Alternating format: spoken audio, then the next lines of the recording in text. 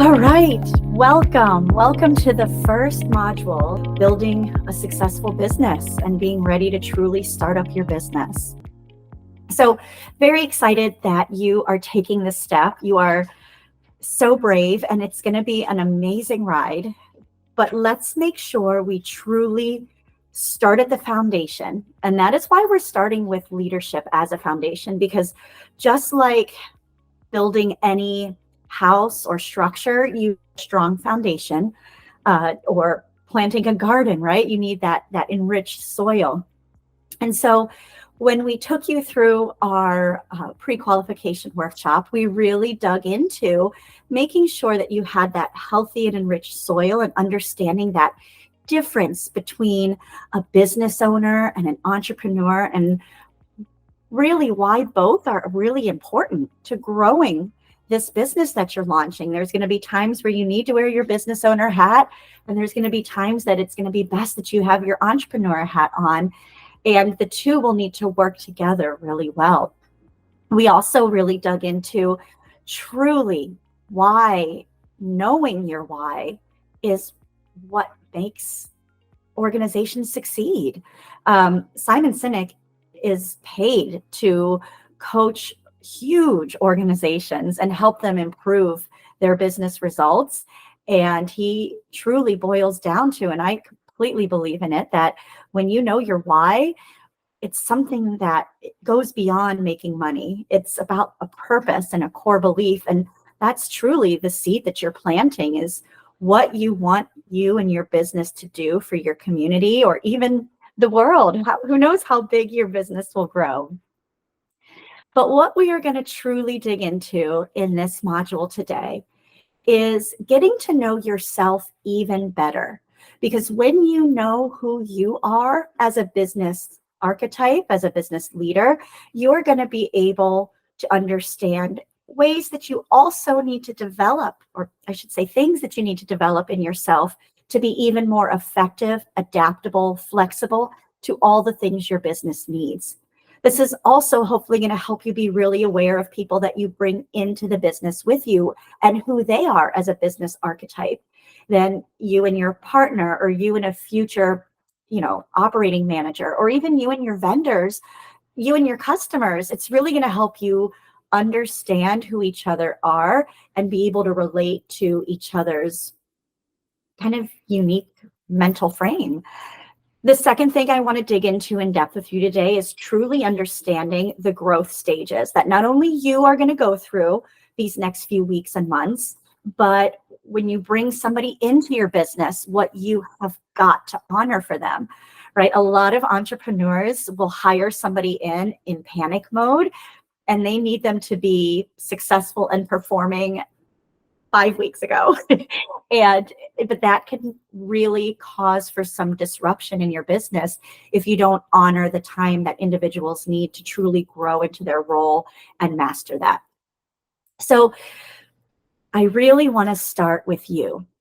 There are two areas that you really have got to dig into, and one is your mindset, and the other is going to be your focus, your routine. Now, your mindset comes from those personal goals that you have and what your why is. A lot of people initially think, I want to start my own business because I want to make more money. I can't get the pay raises that I want at work. I'm not making as much as I wanted to at work. I'm worth so much more. And you absolutely are. But when you dig down into it, why do you want to make more money? Is it that you want to travel more?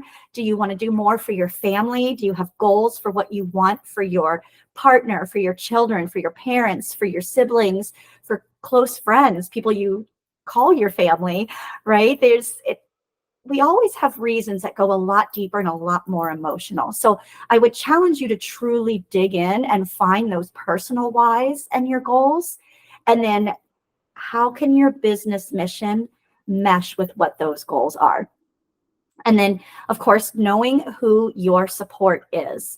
We all have support, whether we realize it or not, and we all need it. No business succeeds completely with somebody by themselves.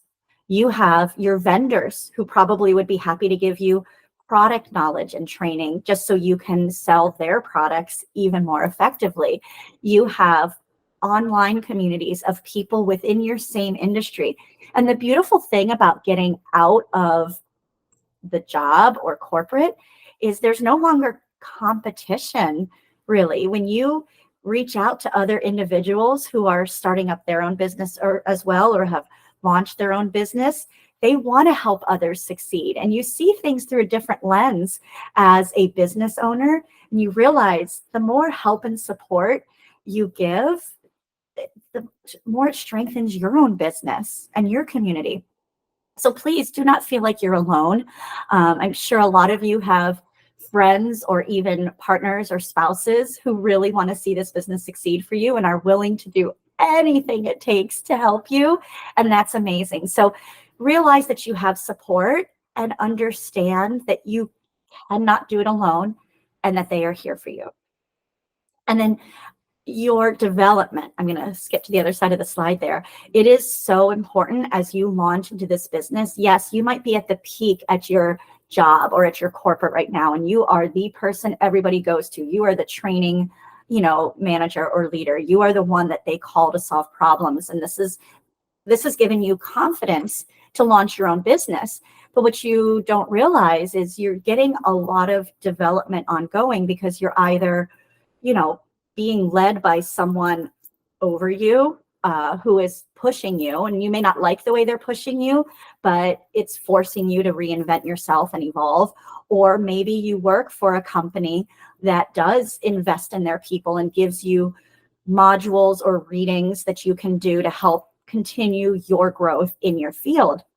When you step away from that, it is very important that you keep yourself mentally engaged in what it is you want to continue to be strongest at. So working on your development, this might be watching, podcasts or YouTube videos within your industry, or watching general business and leadership ones so that you always keep your mind open and thinking about how to be more effective for your business. There are financial ones. There are trade specific ones. There's just so much out there that if you don't feel you have time for a book, I would challenge you. What do you have time to listen to on your drive to the grocery store or while you're doing laundry one day? So there are ways to continue fueling your development that don't have to force you, that you don't have to be forced to stop your routine. And then your routine. This is truly a game changer for most business owners. If you stop and interview hundreds, thousands of successful CEOs and business owners and executives, or you go back and read the diaries of successful individuals, you will find that they took time to make sure they did reflection. They did continued development. They took time for themselves to look at their business and revisit their purpose. And they may not use these phrases, but this is the opening gateway to keeping your mind as sharp as it is right now as you are getting ready to launch your business. Your entrepreneur mind is probably alive and reeling right now with so many ideas, so much confidence. You deserve to hold on to that, and you can by protecting your routine. When you hear the alarm go off and you wake up and you quickly jump on to see what emails or social media posts were or responses were done on something you posted, that begins to cloud your judgment on what your business can need. And we'll get into your routine later, but this is really where and why we are starting with the foundation. So I want to start first with understanding your business archetype. Now, I do get a lot of you asking me, like, really, why does this matter? Like, I know who I am. I need help marketing my business. Completely understand. But the power in knowing yourself, I have read so many books by incredibly successful individuals, and I would encourage you to read those books too. We cover a lot of them in our Books and Booze podcast, so that hopefully it can help you just listen in if you don't have time to stop and read. But book after book, I am reading that it is so important to reflect and know who you are. Know thyself. master knowing yourself. I feel like the quotes are endless when it comes to really understanding who you are. And if you want your business to be successful, then I am going to really push back on you and really encourage you to make sure that you understand who you are so that you can continue to grow yourself and understand who others are in relation to your business. So when you really boil it down to a business archetype, there are really three main major categories that you would most likely naturally fall into. Now, I don't doubt that on your quest to launch your own business, you have taught yourself how to be the other two of these. But when you really look at your past and who you were in the workplace for a corporation, or who you were as even a counselor or even babysitter maybe, or a school team leader or a sorority leader, one of these is your safe place. It's who you are naturally when in a stressful or uncertain circumstance. So let's dig into these. The first person you might be is what I call the collaborator. So this person, to understand it, is usually very people-centric. They're often very team-focused. They want to do things with people's opinions and buy-in. And even though you're a solopreneur, you might be seeking the support and perspective of friends or family members, or even, a small community that you trust that you're going to land up serving as you launch your business. The collaborator is often very motivational too. They really try to make sure that everybody feels very inclusive, and they really see the positive in things. Now, some challenges some collaborators might have is because they're so focused on motivating the team or how the team is feeling or how people might be perceiving them, they often don't take the strategic planning time that they need to truly grow their business or think and plan effectively. Collaborators often, especially once you have a team of people or just a network of individuals that you guys have to collaborate with, they often struggle with tough decisions to protect their business because they're worried about how others might feel or perceive them. So that's a collaborator archetype. The second archetype would be someone that I would call the strategist. And this person is very analytical. They love their facts and their data. They don't want to make any decision in their personal life until they reviewed possible financial repercussions or time repercussions. This person is also very much a planner. They really don't do well with last minute phone calls of, hey, you want to grab drinks right now? Like that kind of, no, I was going to do laundry and then, meal prep for the rest of the week, right? So the strategist is they compartmentalize their time. They're very organized about it. And they really like to have checklists and things organized so that they keep control of their routine in their life. Now, a strategist, some of the opportunities they may have, maybe not, maybe you've learned to overcome this, but sometimes strategists can really overthink some of these important decisions because they go too much into data overload and they try to think too far ahead, right? Right now I'm digging into the book, Your Next 5 Moves, and Patrick really talks about thinking ahead, and you can tell he's the strategist mindset because that's, you feel his passion when he writes this, but he does warn of really that overload of information. And that's why he says that you don't think 20 moves ahead. You don't even think 10 moves ahead. You think 5 moves ahead. And so that's really, really important so that you don't get caught up in, is this going to be the wrong decision? Because in 5 years from now, this could happen if I do this. Right. Strategists can also be a little inflexible because they have the facts and they don't want to deviate from what they feel is the safest. And then a lot of times, because strategists are really looking at the numbers and the data, a lot of times they lose that team focus or that team spirit, if you will. So this is where they might come across as super dry or disconnected at events because they're more worried about something else going on that they need to dig deeper and analyze or solve or something like that. Okay. And then the third archetype is the visionary. And you would be like, I'm an entrepreneur, I'm a visionary. Well, let's see about this, right? The visionary is known to be the risk taker and the idea generator. And we know visionaries are okay with uncertainty, and it very likely is. You as an entrepreneur, probably your safe place is a visionary. Maybe ever since you could walk and talk, you were coming up with creative things to do all around your house and driving your caretakers insane because you were moving on to the next big idea every few days. And that is awesome. Don't ever lose that creative spark. That is phenomenal. But maybe you've taught yourself to become the visionary because you are naturally the strategist and you know there is a better way in your industry. So visionary. Now, visionaries' opportunities, maybe they overlook details because they're so impulsive to the next big and exciting thing.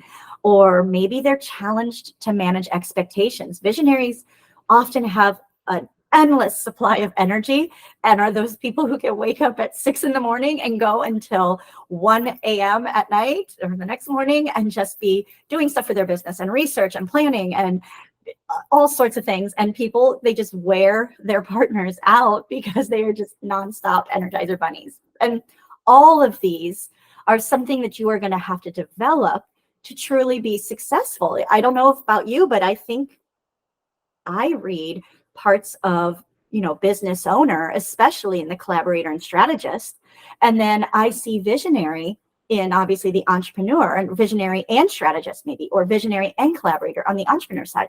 So to really wear both hats, you're going to have to develop skills in yourself that have you master being all three of these archetypes, depending on the situation.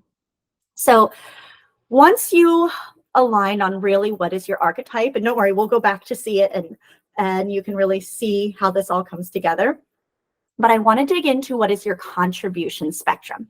So why talk about contribution spectrum? Well, again, this is really going to help you understand who you are when it comes to tasks and projects and things that need done. And it will help you understand your partner or somebody you need to hire in, because really it's great if you're going to be a solopreneur and your partner is going to help you out, then it's best if you guys are almost some form of opposite, and you're going to see why. So on the contribution spectrum, you have individuals who are more naturally what I call the creator. So these individuals usually see the big picture, they get the vision, and they're really good at quickly delegating who should do what based on their skill set, their experience, their passion, things like that. Now, the creators sometimes can be challenged to set realistic goals because they already see the big picture, they see the pathway of how to get there and who to delegate it, and they are already several moves ahead and ready to go. Now, some of you might be the executor, and you thrive with a well planned out checklist in the order that is best for the project. The executor is usually the problem solver too, but they want to do it through an organized system. So they might want to use some sort of digital support program, or they want to enlist the support, external support to do it for them because they realize there's somebody else that might have mastered that. And the challenge with the executor, and I wouldn't really even say a challenge, but something that a creator individual needs to understand about executors is executors really need to know the why that something is going to be happening or changing before they really are bought in. They need to understand it. So they might need some data and facts. They might need to make sure everybody understands. So there's really, again, you may be like, oh, on this, I'm this, and on other times I'm this. Of course, you won't be a successful business owner if you're not fluid between these. But one of these is your safe place. This is where you go in uncertain circumstances or in, critical moments. So where do you fall in your contribution spectrum? And then thirdly, in this assessment is your leadership spectrum. And this is so important because this kind of holds a mirror up to yourself and how your customers and your business partners or leaders that you bring into your business or even associates, how you are perceived.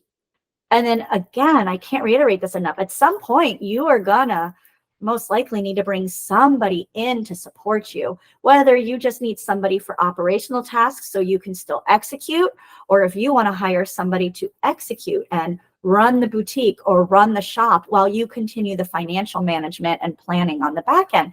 Doesn't matter. It's important to know what type of leader you tend to be. So the first is in an individual who would be considered authoritative and directive.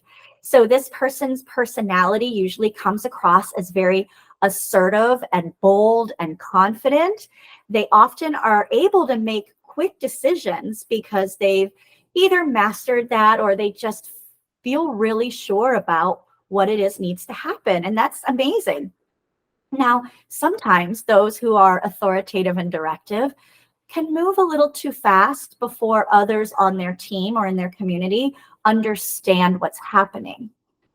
On the opposite side of the spectrum, you get individuals who are considered supportive and adaptive. These people are super attentive to the emotional needs of the team and how everybody might feel or how the business might be perceived. These individuals are usually really good at preventing and resolving conflict. They take time to choose their words on what needs to be communicated, whereas someone who's authoritative might just, oh, this is how it is because this. So, and both are great qualities to have. Now, an individual who is supportive and adaptive, be careful. I know you. You may not speak up on personal ideas. You might just hold it in because the other person seems like they've got it all going on, or you feel like your role is to be supportive and adaptive. It's not okay. Like, you have ideas too. You voice it. And those of you who fall into the authoritative and directive, like, you got to ask questions. You got to pause and say, how do you feel about this? What ideas do you have?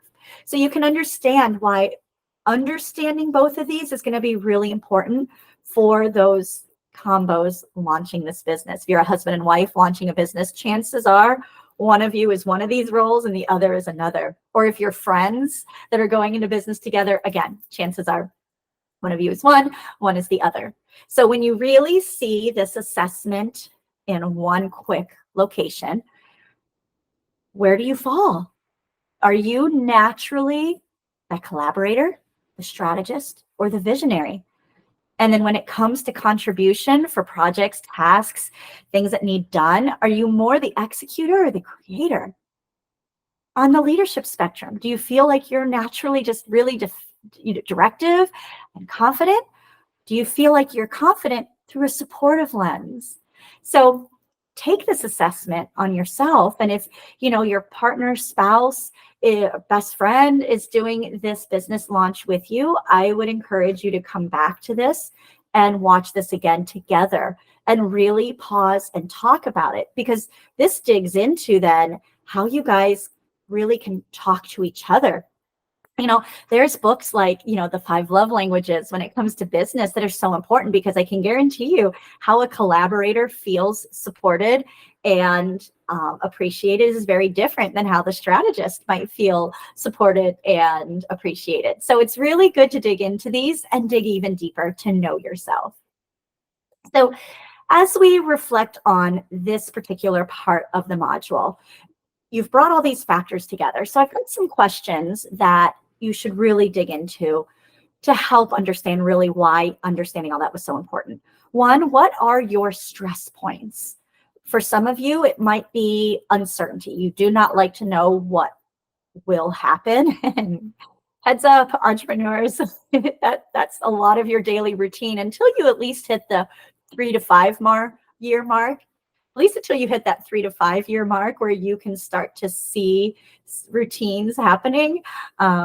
Maybe your stress points is financial, bookkeeping. Maybe your stress points are, marketing, advertising, because you know nothing about it. You worked for a company that handled that for you. You just had to take care of the customers that came to your doorstep. So what are your stress points right now? And then if you haven't already selected a kind of a partner or a main support person for this business. And I say that because some individuals launch a business and they have the most supportive spouse in the whole world, but that doesn't mean that's who the right business partner is for them. Maybe they're too much alike in their, archetype. And so really for the business to be successful, they need someone who's going to push on them a little. So what do you personally as an entrepreneur need in a partner or manager? And then what do you need to develop as far as those other attributes so that you can be more flexible and adaptive? You've honed in on who you are, who weren't you, and how do you begin to develop that? And I can tell you there are so many books, so many podcasts and things to listen to. Just getting to know people that are those other personality types, spending time with them, you're going to pick up on things, the way they view situations, the way they talk about things. You'll understand that mindset even more and more the more you surround yourself with this variety of individuals. And then lastly, what do you need to do to develop yourself so that you can really grow your business? And this goes into that constant development part of your routine. I love Jim Rohn was one of the individuals that I started listening to when I really woke up and realized that what I've been doing for the first 30 some years of my life was honestly not enough. He said, the level of success seldom exceeds your level of personal development. And it was so true years ago, and it's still true today. When you begin to work more on yourself, what you're applying yourself to just automatically gets better. I promise you, you probably feel like this is some tree hugging crazy stuff or some hippie thing. I don't know, but it's so true. When you really hone in on skills that you want to develop in yourself, you bring those skills to your job or workplace, to the business you're launching, to the relationships that you're in. So I really encourage you, dig deeper into who you are and who you will be. All right, second half of this module here, the stages of growth. And I had a very dear friend who is so successful in her business. She's in kind of the education field for individuals with various learning challenges. And she turned me on to several great resources that opened up the comprehension of the stages of growth. And when I was reading some of these materials and tools, I realized that this is not about just a child's learning path. This is how we adults continue to learn and continue to evolve. So kind of revamped it for what feels right for the workplace and for adults launching their own business. But truly, these stages of growth start with just learning your role. And then you dig into stage 2, and that's where you are comfortable in your role. And you really don't need to keep going back to the manual or keep going back to training videos or keep going to your mentor or trainer.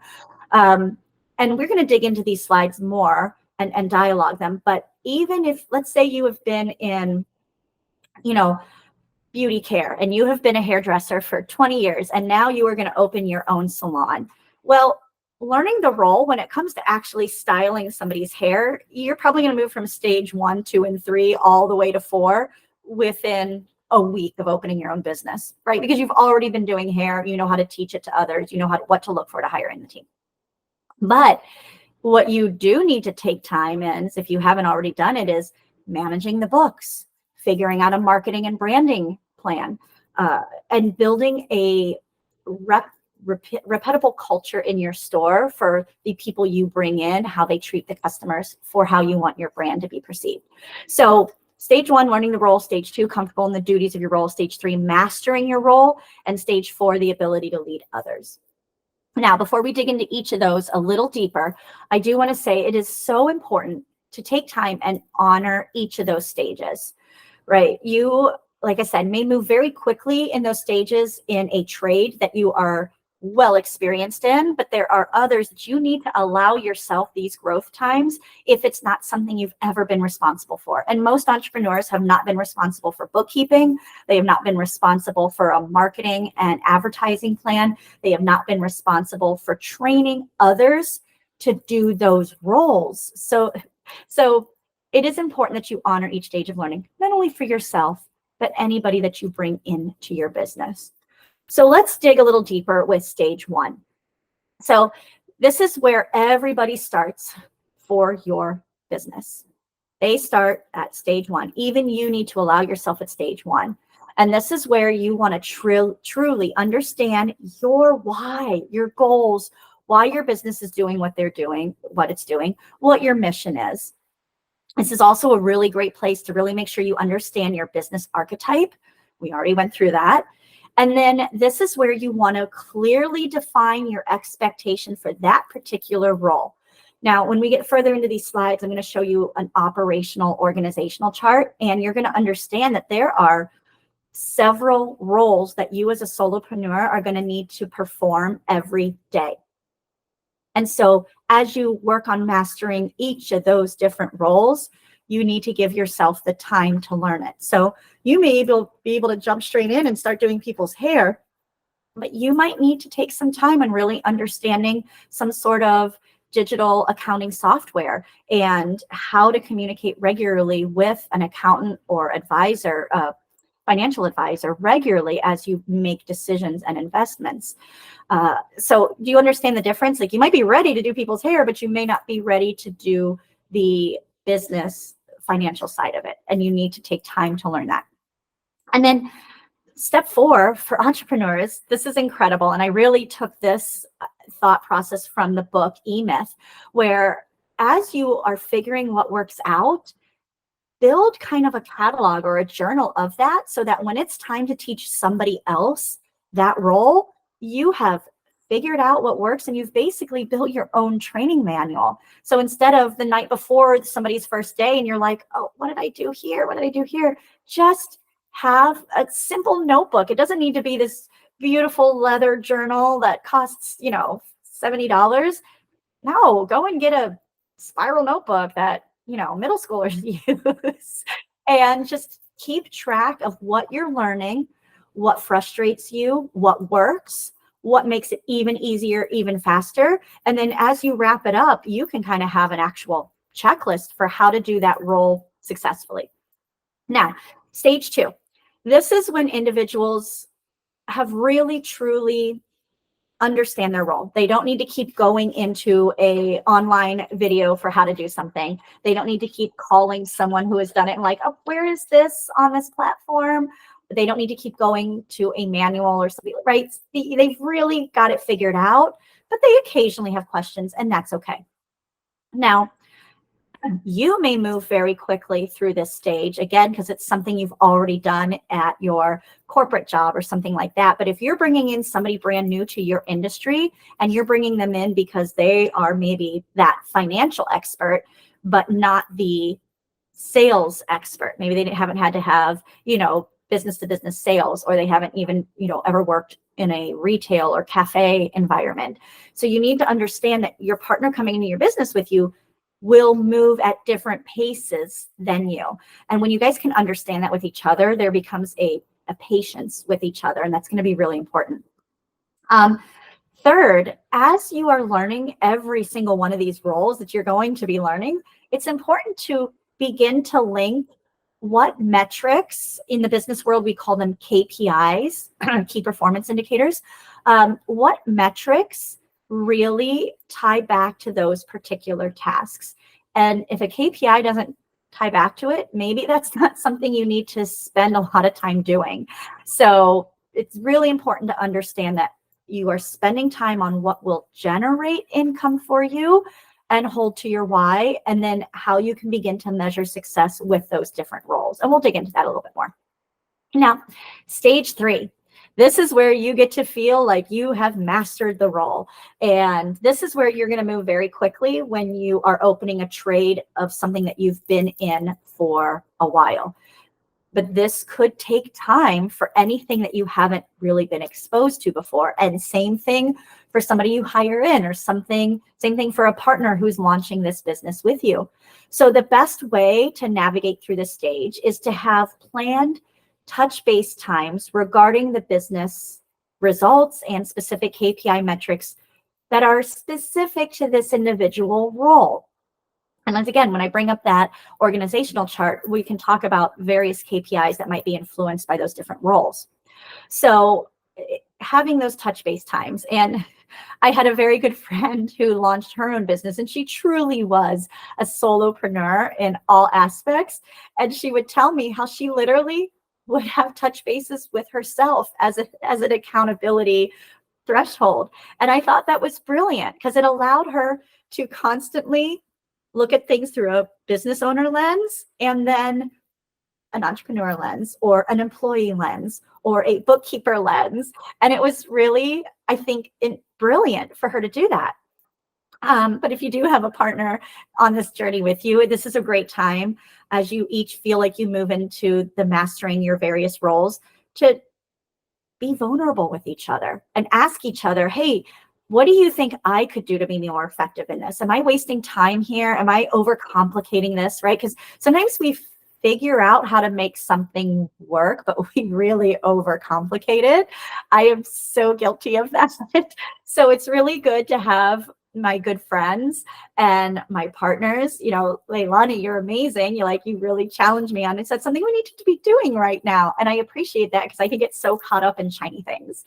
And then at this point too, you really should have wrapped up those logs that you were keeping, those journals, as you got to this stage of mastering the role. And now you can turn that into a step-by-step checklist.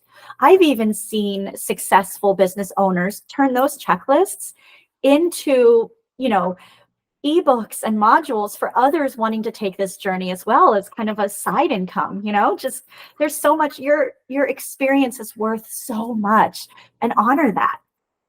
All right. And then stage 4. Now, this is a really magical stage, but it's also not a stage that everybody moves to. So let me explain the stage, and then I'll explain why not everybody moves to it. So first of all, individuals that are at stage 4, they are ready to lead others to be successful in that particular role. I need you to understand that. Just because you've mastered bookkeeping does not mean you can now teach someone how to do their marketing. Right? You could teach someone bookkeeping for your type of business based on the particular software that you did, but I don't know that you're ready to be a tax advisor necessarily for the whole public. So this is what I mean, individuals that have moved to stage 4 within that particular hat or task or role, they are ready to lead others. So if you feel you have moved to this point, this is another great time to touch base with your business partner and just really align on what metrics are driven through this role. And then this is where you really have to assess your business needs and see if it is time to hire someone to do that particular role for you, so that you can put your time and energy into other things that will grow your business. So when we talk about really moving from mastering the role to leadership, there's 2 very important things that kind of need to happen. And this is something you need to question yourself as an entrepreneur, and then you will need to question in your partner, and anybody that you have hired in and has moved to stage 3, and you're thinking, oh, yay, they're so good at this. I'm going to go take a month vacation to France and they're going to run the business. Let's talk about a few things.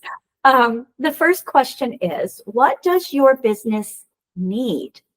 Is your business ready to support somebody moving into a leadership role, right? Because we don't want to move somebody into that role if it's not something that your business is prepared to support financially. So you're probably thinking, I really do need a managing partner. I can't do all of this on my own, but I don't know how much my business is going to be making. That's okay. You will have individuals who believe in you. And if you set up an operational agreement that is commission-based or bonus-based, based on revenue, this could inspire them to help drive sales even more effectively and efficiently so that they get their income. So a lot of businesses start up like that. We agree on, okay, after the business bills are paid, here is how much you get paid from that. Or as business comes in, we will set aside this much for you, this much for me, and then this much goes back into the business, what have you. And Leilani has an amazing module on budgeting and goal setting and planning. I can't wait for you to go through it. She probably is cringing at how I described all that, but you understand the big picture. Can your business afford it and does it need it? The second question to ask, and this is where, you got to ask even yourself, what do you want out of that particular role? Do you even want leadership for that particular role?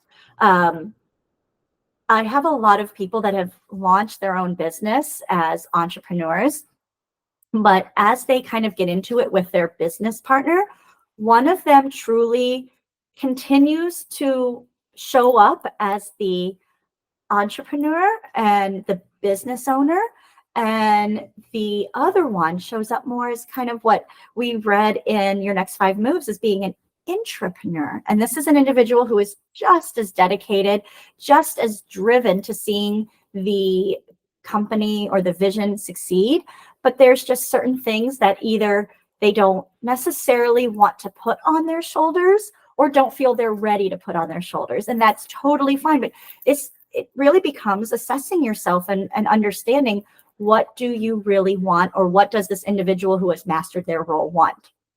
So it's really important that you take potential leaders and support partners through that archetype, assessment, so that you know who you are, they know who they are, and are you guys the right fit for what each other wants, for what the business needs? Because when you pull together a really strong core foundation team, your business can grow exponentially. And that can be really exciting if that's what you want. So like I said, just because somebody is really great, they get to level 3, step 3, if you will, and they're great at various aspects of your business, doesn't mean you should let them necessarily manage within those roles. There's a few conversations and things that need to happen if you're going to move somebody into that direction. So we're going to dig into those. The first is to really agree on roles and responsibilities. So don't make a mistake that somebody's hard work and their dedication to your vision is a sign of them saying they want management or leadership, especially without agreed upon compensation. So you have got to agree on what it is they're responsible for, what that income looks like. And that is where you just have to have conversations. And this is where you want to create an organizational chart. Even if you're like, it is just me, I am doing a dog walking business, that's all, I don't need all of this. I am going to challenge you on that, my friend. You are going to fill all of these roles right now. And at some point, if you continue to do all of these steps thoroughly and really well, all of these hats, all of these tasks really well, your business is going to grow. And at some point you will need to hire somebody in. Now, whether that is you just love walking the dogs and you want to continue, advertising and doing it, then you will probably need to hire somebody in operational on the back end just to ensure that you are not necessarily working from 6 in the morning until 1 a.m. So, but if you're going into business with your partner or spouse, or even if you are married and going into a business, chances are your spouse is naturally going to do a few of these things for you just to help you out because they believe in you. So this is a great time to set up your organizational chart. One of you, doesn't matter if you get equal pay, equal commission, equal bonuses, one of you needs to be the CEO or COO or CFO, however you want to call it, but you are at the top. You're the ultimate decision maker. You are the ultimate individual responsible for what happens in the business. The next roles would be an individual who goes more customer experience focused. That is the individual who is truly the face of the business. They are the one that the customers meet, the one maybe doing the specific task or trade. This is who the customer sees or hears most regularly. And then on the other side is somebody who is the operations. Now, what happens underneath that can really go based on passion, experience, or what you decide you want to hire in for. I gave an example organizational chart, but I have seen very successful businesses where the CEO is the operations individual. They handle the bookkeeping, but they also handle sales and marketing because that's really their passion. And so it really, that makes them the customer experience individual. And that way somebody can do the operations of ordering inventory, keeping things, neat and pretty like that, ordering the products that are needed. And they do everything kind of on the back end quietly.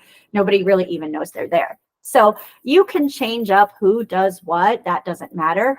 But these are the major tasks that you will need to assess daily for the success of your business. So there's a few things that when you bring somebody in, or like I said, I told you about my friend who has check-ins with herself, which I love, but you want to have planned touch bases. A lot of businesses will do this on either Sundays or Mondays where they feel they are starting their business week, and others do this on Fridays or Saturdays where they feel they wrap up their week, close it, put a pretty bow on it, and then be ready for next week. Either way, it's really smart to create your routine and just get it planned. Put it on a calendar. This is where you can develop that analytical side of you that likes organization and structure and likes things to be planned out and checklists. So, and then what you will do at these touch bases is review business results, review customer feedback or input, and review things. You'll see, I have an example touch base form for you. Now, when we do these, it's not only good to assess the business, but the other thing you're doing is you're helping yourself in your collaborator archetype, because this is a way that you can demonstrate that you care about your partner and what they're working on and working towards. It also demonstrates care for yourself, that you're giving yourself time to talk about something you've been working really hard on. And this also allows you guys to sharpen your visionary mindset because it allows you to assess what's working and what's not and what might need to change for the business.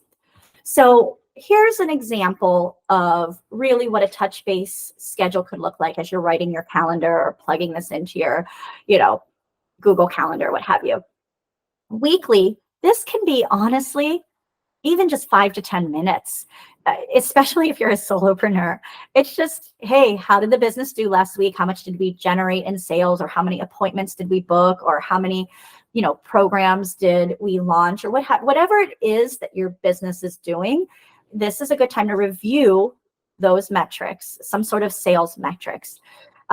You also can review customer feedback, and it would be really smart if after a sale or a project, you follow up with a sincere thank you and how is it?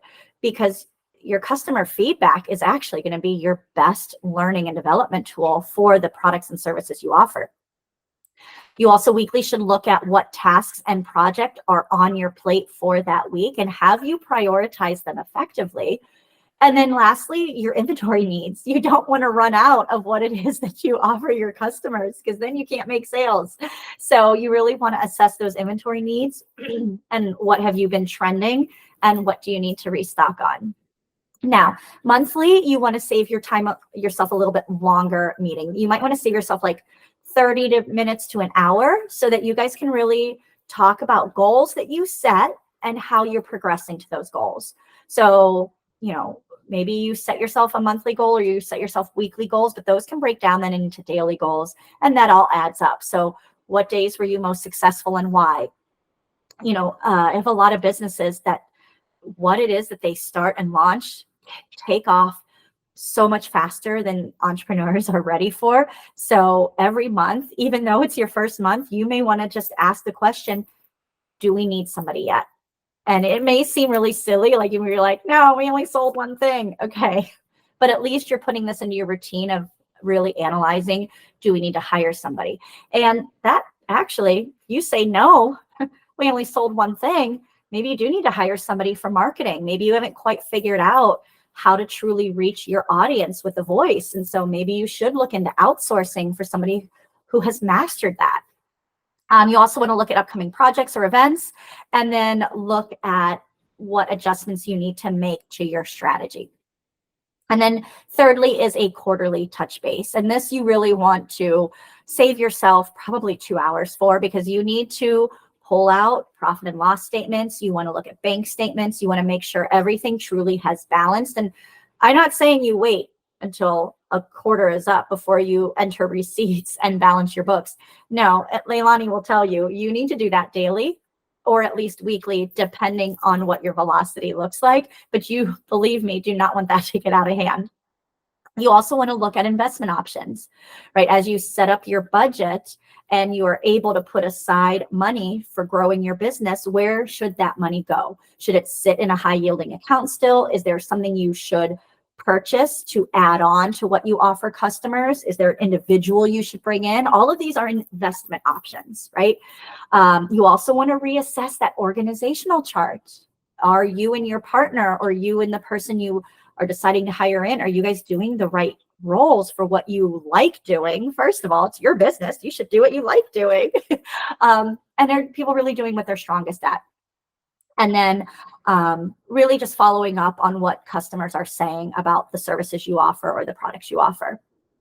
Now, the second important thing is, especially as you and your partner almost begin to grow different directions because of where your time is needed for the business, right? You started out doing everything together. You would maybe go into a boutique or cafe, that you launch together on the same days, work the same long shifts together, but eventually you guys need to honor a day off for each other, or something happens with the kids. So there is going to come a point where you are going to be more ships passing in the night, and that's great. Hopefully that means your business is growing.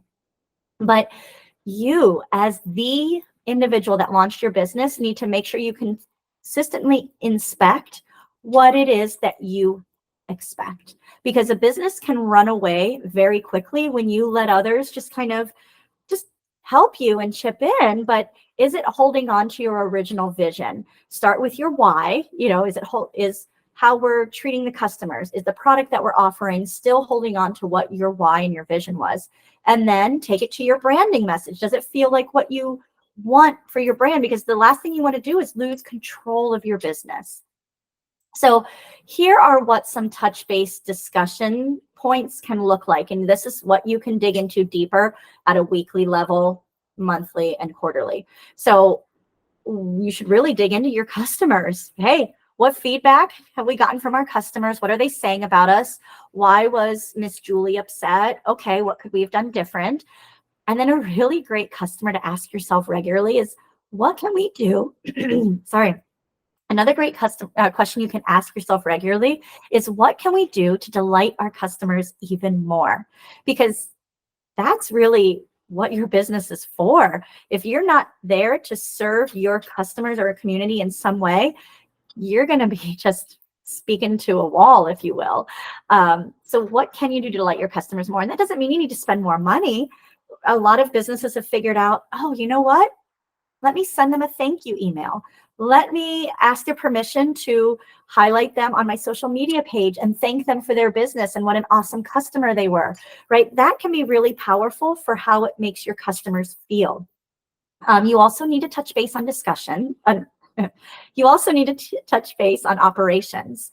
So you need to ask the questions like, do we have the best systems in place to support our customers? And that might be literal systems. Are you using the right financial software? Are you using the right CMS software? Like, there's so many different softwares out there and programs. Like, is yours user-friendly for your customers?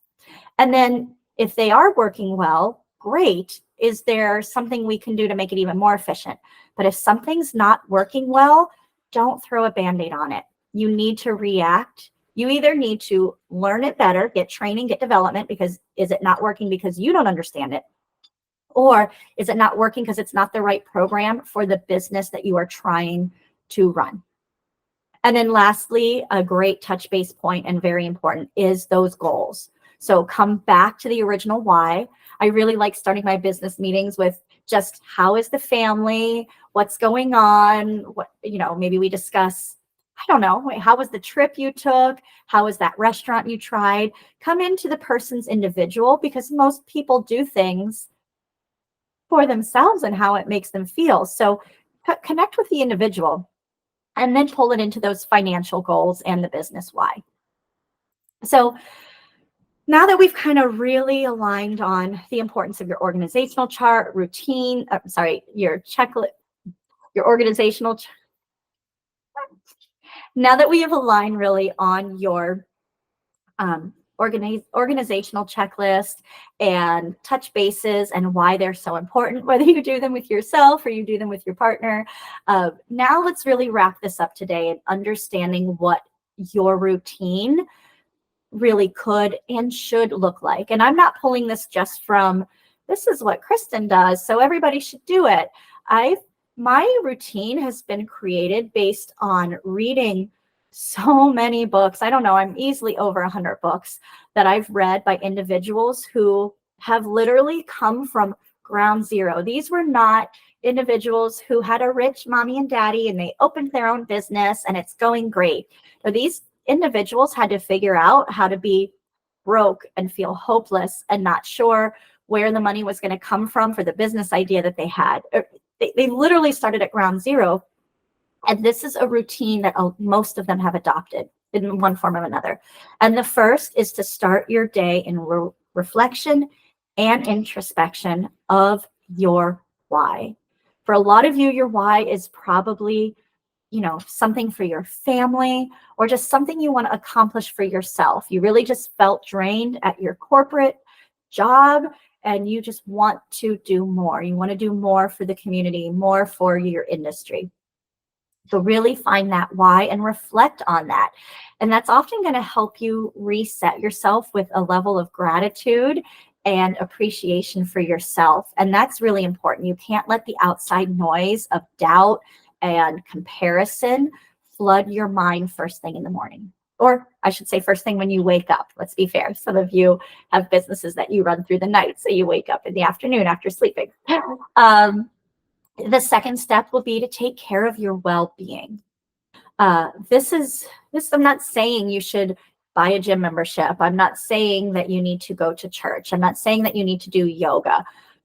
Those are some great ideas and ways that you can take care of your well-being. But when we give ourselves time and cherish ourselves and feed ourselves mentally and physically through healthy, nourishing food, and spiritually, even if it's just through quiet meditation, take a walk in your neighborhood while it's still quiet out and actually listen to birds chirping or something like that. But take care of your well-being, because what is going to happen when you start your day with those two steps, your mind will continue to stay more open and receptive to pivoting your business. It's very easy when you wake up in the morning and you jump right onto looking at sales results or looking at customer feedback or looking at emails or looking at bank accounts, that blinders begin to go on because you begin to get stressed. You get caught up in worrying about something very specific, and your business needs you to be more than that. So before you go on to review your business results and progress to your goals, you need to take time to continue your self-development. Now, for me personally, those first two steps, if I could be very honest with you, are not even a half hour sometimes of my morning routine. Now, obviously, the physical, right? I try to make sure I get myself a healthy meal each day. And as far as like the mental education, I listen to things as I drive to see clients or drive, to places that way. So I'm doing it while I'm doing other things. But I have really, it's hard to do. When you wake up, we are so used to just grabbing our phone. But I promise you, Google it, read it. Some of the most successful individuals do not start their day looking at social media and financial things. They start their day on themselves. Okay. I hope I really drove home that importance to you, because I want to see you succeed.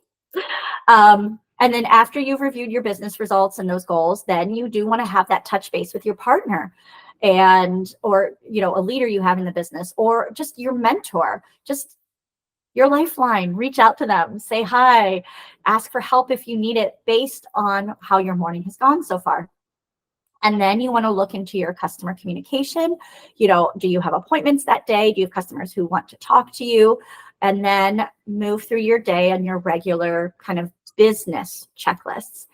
So remember, there are different roles that you need to be even as a solopreneur. So throughout your day, you're going to need checklists in the sales and marketing role. You are going to need checklists in products and services. Now, these might be really short checklists. Do I have enough? This item takes 2 weeks to arrive to me. Do I have enough to sustain me for 2 weeks of business? Simple question, yes or no. If the answer is no, order more. That's simple, but it's still a checklist. It's something you still need to check daily. Inventory, bookkeeping, all of these are things that you need to touch daily. So you can this is a kind of really simple daily routine and weekly routine checklist. You can see I kind of divided it for in case you are more of the sales face of the business and somebody is more the operational face of the business. So you can see, the top lines are really what you should do daily. And this is, again, after you protect your personal routine. So you do want that customer communication insight. You do need to engage on your social media. You do need to interact with your customers, whether that's you selling to them, you servicing them, whatever it is, but your customer interaction is on there. You need to assess your inventory supply, and then you need to touch base with your partner, whether that is sending them an email because it's their day off, what have you. It's okay. Communication with your partner. And then your operations person, they should review communication. They should look at budgets daily and invoices. They should be checking inventory levels and supply orders. And then they should follow up with a touch base to their partner. And again, if it's somebody's days off or one person works from home, the other goes into the shop, I'm not saying you guys need to get on a meeting like this and talk. Communication can happen via text and email, what have you. And then weekly, there are things that really you want to protect weekly. I gave the example of, making sure you clean your work area. It feels really good to work in a clean and organized place. Look at your social media calendar. Do you have things planned and scheduled to communicate upcoming community events or promos that you want to run for a certain holiday? Always revisit your customer experience expectations, right? You may find your customer really continues to ask more about this. So how can you incorporate that in your initial sales presentation to them or just connection to them? Obviously assessing it. So you can see how you could leverage this to really organize your day and make sure you don't miss anything. So whether you realize it or not, you have become a leader just in becoming an entrepreneur, because you are going to be leading those that come into the business with you. You are going to be even leading your vendors and possible community partners. No shop is alone I have this beautiful historic downtown community that I love to go in and shop and eat at and grab drinks at. And I love how they work together. They are not alone. They try to run different promos together because they're not in competition. They want to drive customers to that whole historic area so they all can thrive. So if your actions inspire others to dream more, to continually learn more, and to do more, then you have become a leader. I love that.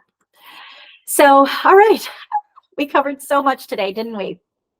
We really dug into understanding your business archetype, and I hope you truly understand why that is so important. And I'm excited to hear about you taking yourself through it and bringing your husband or wife, partner, business partner in and doing it as well, and where you guys fall within that. It's so much fun to do. I recommend grabbing, a good cocktail and doing it over a few drinks. It's so much fun.